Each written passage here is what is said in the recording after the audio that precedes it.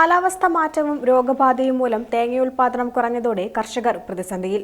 നിലവിൽ തേങ്ങവില ഉയർന്നിട്ടുണ്ടെങ്കിലും ഉൽപാദനം കുറഞ്ഞതോടെ നേട്ടം ലഭിക്കുന്നില്ലെന്നാണ് കേര കർഷകർ പറയുന്നത്.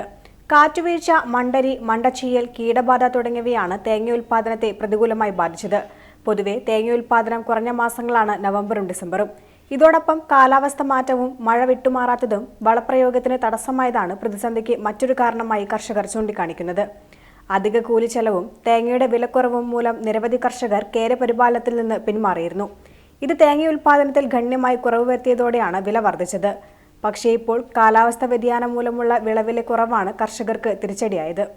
തെങ്ങിനെ ഗുരുതരമായിട്ട് ബാധിക്കുന്ന ഒട്ടേറെ രോഗങ്ങളുണ്ട്. ആ രോഗങ്ങൾ പ്രധാനമായിട്ട് നമ്മുടെ തെക്കൻ ഭാഗത്തു നിന്നും കടന്നു വന്നുകൊണ്ടിരിക്കുന്ന കാറ്റുവീഴ്ചയാണ്.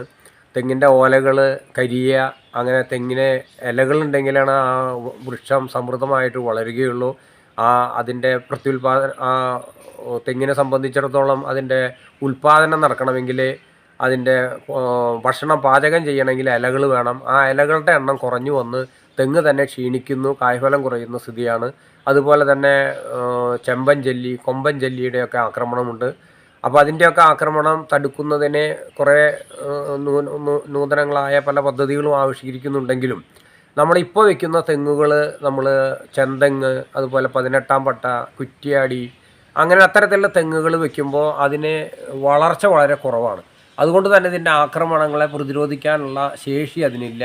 അതിനാണെങ്കിൽ ആ തെങ്ങിൻ്റെ കാമ്പ് കുറച്ച് മധുരം കൂടുതലുള്ളതാണ്. അതുകൊണ്ട് തന്നെ ഇത്തരം ഈ ചെമ്പൻ ജല്ലിയും കൊമ്പൻ ജല്ലിയൊക്കെ സംബന്ധിച്ചിടത്തോളം അവയെ ഭക്ഷിക്കാനുള്ള താല്പര്യം കൂടുതലാണ്. അതിനൊക്കെ പ്രതിവിധി നല്ല പഴയ കാലത്തേക്ക് നാടൻ തെങ്ങുകളാണെങ്കിൽ പെട്ടെന്ന് അത് വളരുകയും അതുവഴി നമുക്ക് ആക്രമണം കുറയ്ക്കാനൊക്കെ ആയിട്ട് സാധിക്കും. അതുപോലെ പണ്ടുണ്ടായിരുന്ന മണ്ടരി ബാധ കുറേയൊക്കെ കുറഞ്ഞു വന്നിട്ടുള്ളൊരു കാലഘട്ടമാണ്. ഇപ്പോൾ കാറ്റുവീഴ്ചയെ തുടർന്ന് ഇലകൾ കരിഞ്ഞ് തെങ്ങിനെ നശിക്കുന്നൊരു പ്രവണതയുണ്ട്. അപ്പോൾ നമുക്ക് തെങ്ങ് കൃഷി മാത്രമാണ് നമുക്കൊരു ആശ്രയമെന്ന് കണക്കാക്കി അത് പ്രോത്സാഹിപ്പിക്കുന്ന തരത്തിൽ ആളുകളുടെ ഇടയിൽ നിന്നും തെങ്ങിനെ പരിപാലിക്കുന്ന, ശുശ്രൂഷിക്കുന്ന തരത്തിലും വളം ഇട്ടുകൊണ്ടും തെങ്ങിനെ പരിപാലിക്കുകയാണെങ്കിൽ നമുക്ക് തെങ്ങ് നമ്മളെ ചതിക്കുകയില്ല. നല്ല വില ലഭിക്കാവുന്ന തരത്തിൽ തെങ്ങ് കൊണ്ട് തന്നെ ഒരു കുടുംബത്തിന് ജീവിക്കാവുന്ന തരത്തിലുള്ള സ്ഥിതി കടന്നു വരും. അതിനുവേണ്ടിയുള്ള പ്രയത്നം എല്ലാവരുടെ ഭാഗത്തുനിന്നുണ്ടാകണം എന്ന് ഒരു കർഷക കേര സമൃദ്ധിയുടെ പഞ്ചായത്ത് സെക്രട്ടറി എന്ന നിലയിൽ ആശംസിച്ചുകൊണ്ട് നിർത്തുന്നു.